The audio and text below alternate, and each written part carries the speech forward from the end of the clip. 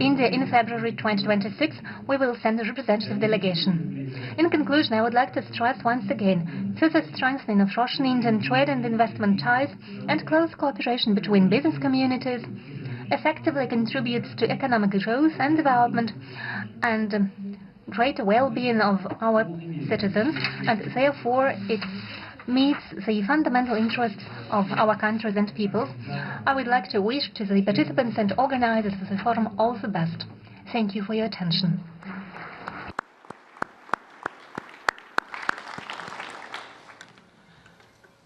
Thank you, Excellency, for sharing your vision on the immense potential of bilateral trade. Excellencies, now I respectfully invite Honorable Prime Minister of India, Shri Narendra Modi ji, to deliver his concluding remarks.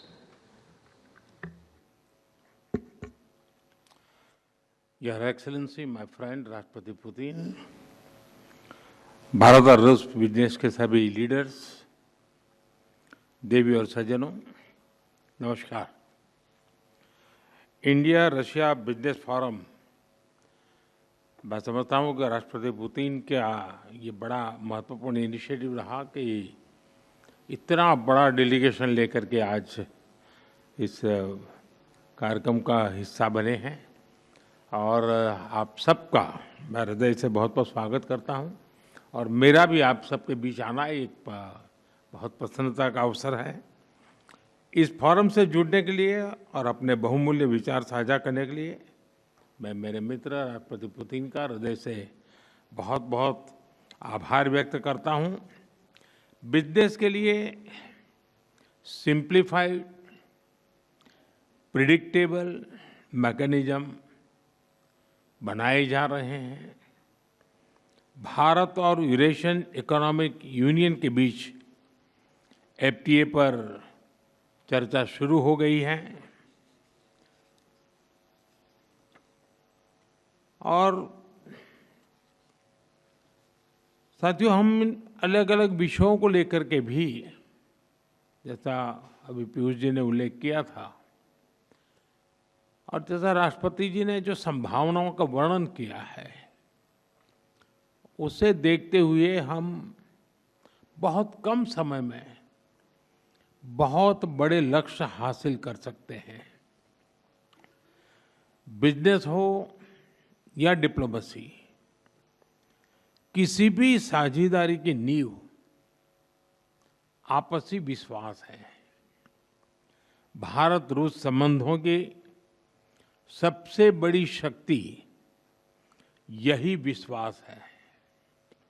यह हमारे साझे प्रयासों को दिशा भी देता है और गति भी देता है।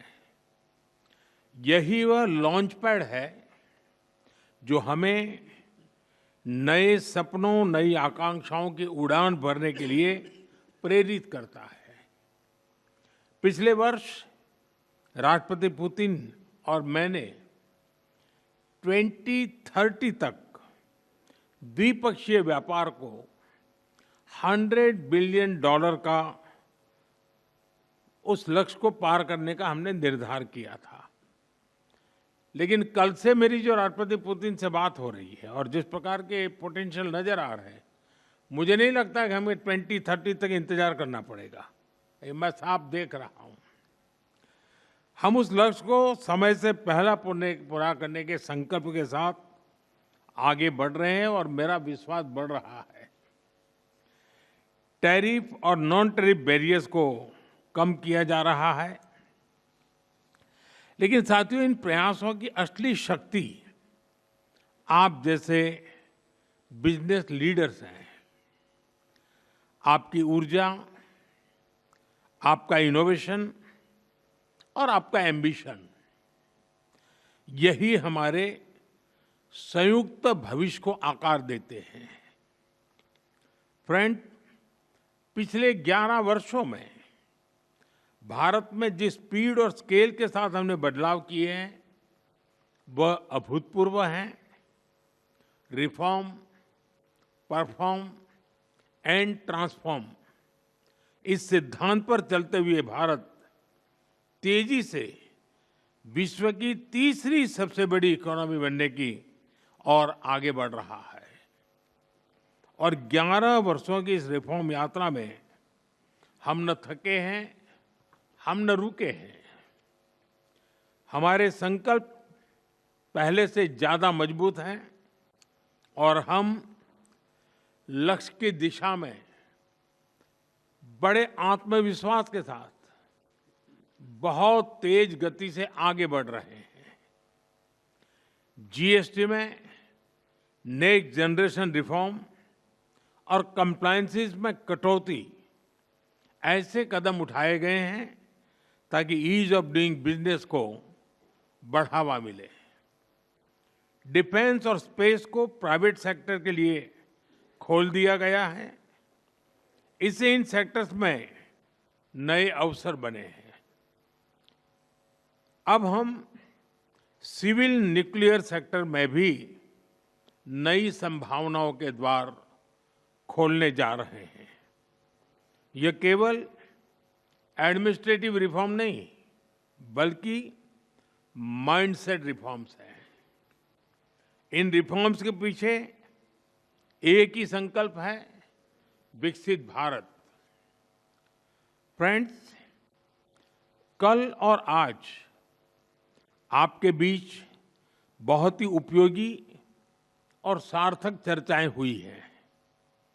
मुझे खुशी है कि भारत और रूस के सहयोग के सभी क्षेत्रों का इस बैठक में प्रतिनिधित्व किया गया है। जदि आपंक आम भिडी भल लगा तेब आम चैनल को लाइक, शेयर और सब्सक्राइब करने को जमा भी भूलु नहीं।